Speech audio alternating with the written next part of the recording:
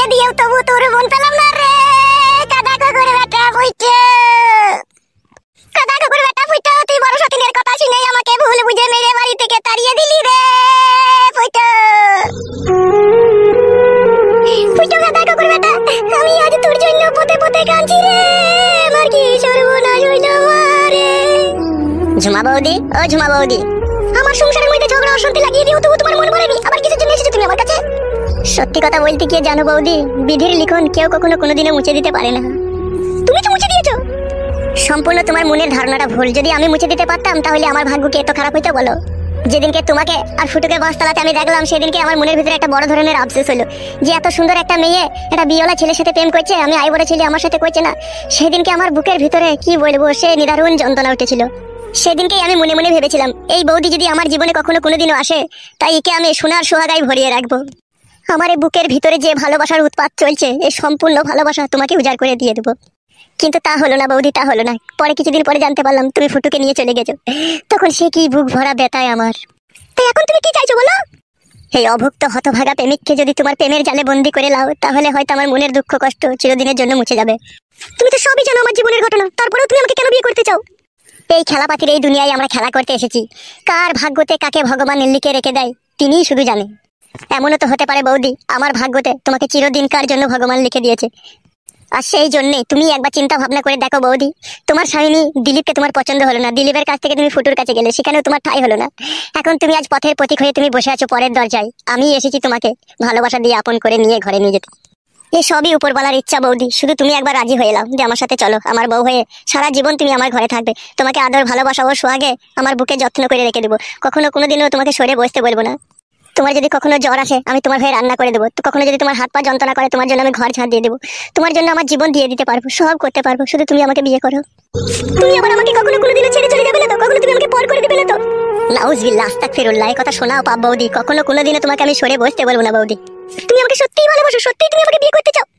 এই বুকের ভিতরে জানটা যতদিন জিনতে থাকবে ততদিন আমি তোমাকেই ভালোবেসে যাবো। তোমাকে ছাড়া আমি দু চোখে অন্ধ হয়ে থাকবো। তুমি বিহীন আমি একটা বিধবা, আমি এইদিকেও তাকাবো না।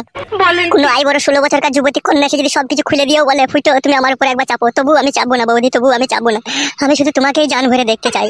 সত্যি বলছো তো তুমি? ভালোবাসা দিয়ে আপন করে পরে আবার কখনো দূরে সরিয়ে দিবে না তো? একবার তো আমার বউ হয়েই দেখো, বুকের ভিতরে গোপন খাঁচায় তোমাকে বন্দি করে রাখবো, যে খাঁচা থেকে কেউ কখনো তোমায় নিয়ে যেতে পারবে না। শুধুই তুমি আমার হয়ে থাকবে। বাড়িতে তোমার কে কে আছে? একজন অসহায় বৃদ্ধ বাবা।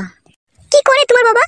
এমনি কোনো কাজ ফাজ করে না, ওই মাঠে চাষবাস করে আর সবসময় আমার গাড়ির ঘোড়াতে আমার পেছনে লেগে থাকে। কিসের জন্য লেগে থাকে তোমার বাবা তোমার পেছনে? শুধু একটা কথাই আমার বাবা বলে যে শালা তুই মানুষ হইতে পারলি না। লোকে ছেলেরা দেখা পড়াশোনা শিখে চাকরি বাকরি করে মানুষের মতো মানুষ হয়ে বউ বাচ্চা নিয়ে সংসার করছি, আর তুই শালা এমনই হতভাগা, তুই একটা বিয়েও করতে পারলি না, আবার একটা ব্যবসা বাণিজ্যও করতে পারলি না। তুই শালা যে কি করে খাবি দুনিয়াতে সেটাই আমি ভেবে পাই না। তো একটা ব্যবসা বাণিজ্যও তো তুমি করতে পারো। কিছু নাই আমার কাছে, ব্যবসা যে করবো কোনো টাকা পয়সা নাই আমার কাছে। তাহলে তুমি আমাকে বিয়ে করবে, তাহলে আমাকে কি খাওয়াবে তুমি? ওই রকম কথা বলো না, রুজি রুটির মালিক হচ্ছে ভগবান। তিনি যদি আমাদের কপালে যদি রুজি রুটি লেখে থাকে না, ও আপনি জানলা দিয়ে ঢুকে আমাদের মুখে গোড়ায় চলে আসবে। আর সময় নষ্ট করো না, এই মুহূর্তে চলো তুমি কালীতলাতে নিয়ে গিয়ে তোমার মাথায় সিঁদুর দান করে তোমাকে বিয়ে করে ঘরে নিয়ে যাবো। চলো তুমি, চলো তাহলে।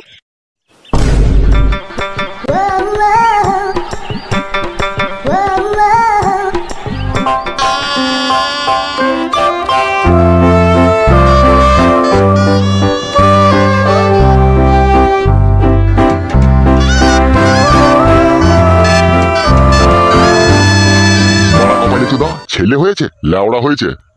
কেলাচোদাকে বলেছিলাম বেগুন গাছগুলো একটু জল দিবি, জল দেওয়া তো দূরের কথা, কেলাচোদা একটু মুততেও দেয়নি কো। হারামি চোদা, বাড়ি আয় আজকে তোর পিঠে চাল তুলবো।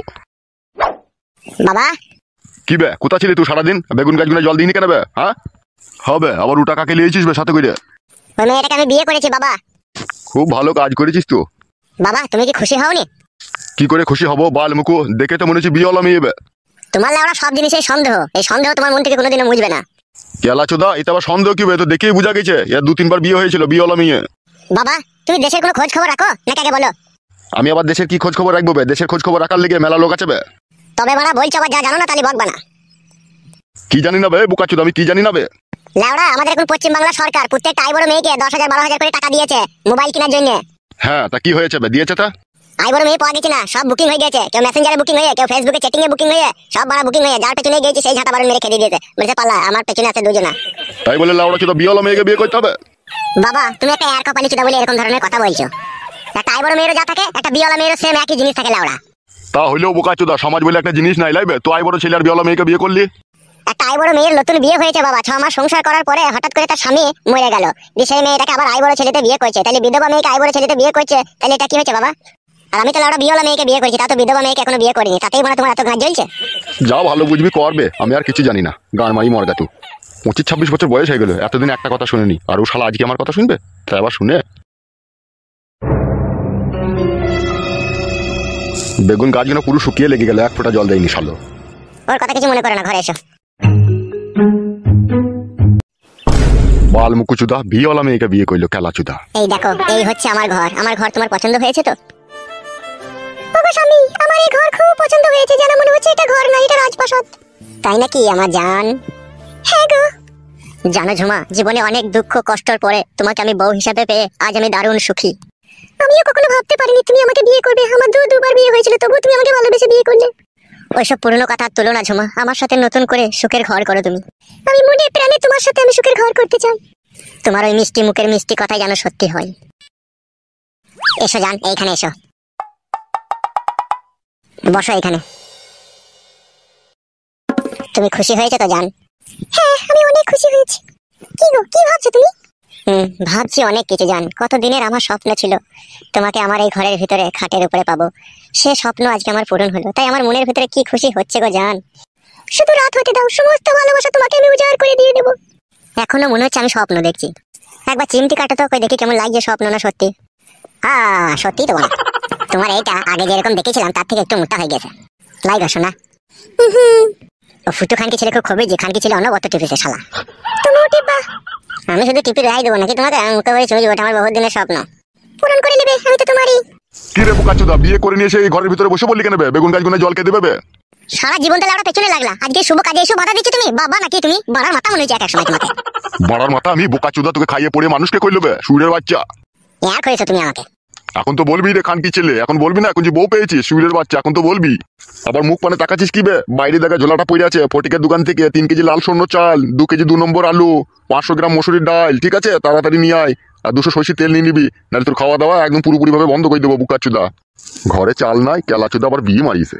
তুমি কিছু মনে করো না, ও এরকমই লোক আমার বাবা। সে তো বুঝতেই পারছি। ঠিক আছে তুমি বসো, আমি যে বাজারটা নিয়ে চলে আসবো। হ্যাঁ জান। আচ্ছা ঠিক আছে, যাও।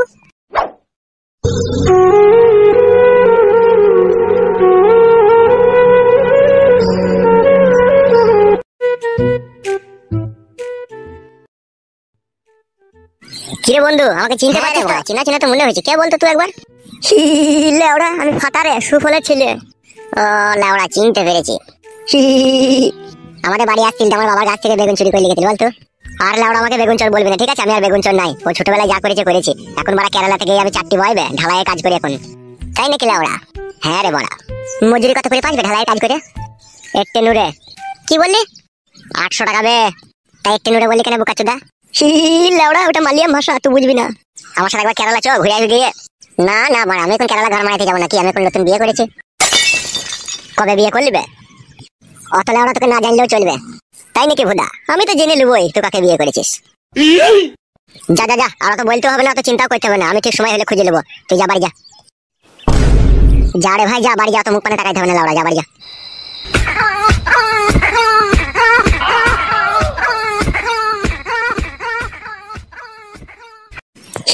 লাউড়া, কেরালা যাওয়ার আগে তোর বউকে একবার আমার দেখা চাই চাই, আর দেখবো না শুধু, একবার ঠুক করে ঠেকিয়ে দেবো বড়া। না বড়া, একবার ক্লাব ঘরে যেতে হবে আমাকে। তা হাগো বৌমা, আমার ছেলের সাথে যোগাযোগ কি করে হলো তোমার? ও বাবা, আপনার ছেলে আমাকে মনে মনে অনেকদিন থেকে ভালোবাসতো, তাই হঠাৎ করে বিয়ে করলো। তাই নাকি বৌমা? হ্যাঁ বাবা। তা বৌমা, তোমার মা আছে তো বেঁচে? আচ্ছা বাবা, মা বেঁচে আছে। মা এখানে থাকে না, অনেক দূরে থাকে। কোথায় থাকে বৌমা তোমার মা? বাবা, আমার মা কাশিমনগরে থাকে। কাশিমনগর? সে তো অনেক দূর। তা বৌমা, তোমার বাবা বেঁচে আছে তো? বাবা নেই গো বাবা, বাবা মারা গেই তো মা বিধবা হয়ে গেছে। ওহ, অসম্ভব দুঃখের কথা শোনালে তো বৌমা তুমি। হ্যাঁ বাবা, মায়ের যখন 28 বছর বয়স তখনই বাবা মারা গিয়েছে। বৌমা, তোমার মা বিধবা মানুষ, ফালতু একা অত দূরে কেন পড়ে থাকবে? আমার ফাঁকা ঘর বাড়ি পড়ে আছে, আমার কাছেই থাকবে, তোমার মাকে লিয়া না তুমি। ঠিক আছে বাবা, আমি দেখবো আনতে পারি নাকি। দেখো বৌমা, শুধু দেখবো বললেই হবে না, তোমার ওটা নিজের মা হচ্ছে, আবার আমাদের ছেলের শাশুড়ি হচ্ছে, আবার আমার বিয়ান হচ্ছে, আমাদেরও তো একটা কর্তব্য বলে জিনিস আছে নাকি? সে ওখানে একা পড়ে থাকবে আর আমরা এখানে থাকবো, তা কি করে হয়? তুমি ওকে ওকে এখানে নিয়ে আসার চেষ্টা করো বৌমা।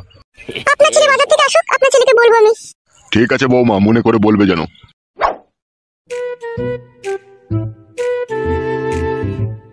বাবা 330 টাকার বাজার হয়েছে সব নিয়ে।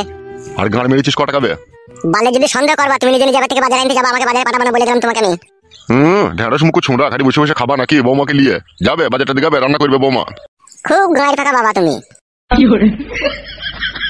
এই নাও ধরো গিন্নি, রান্নাটা চাপাও গিয়ে বাজারে একটা নাও।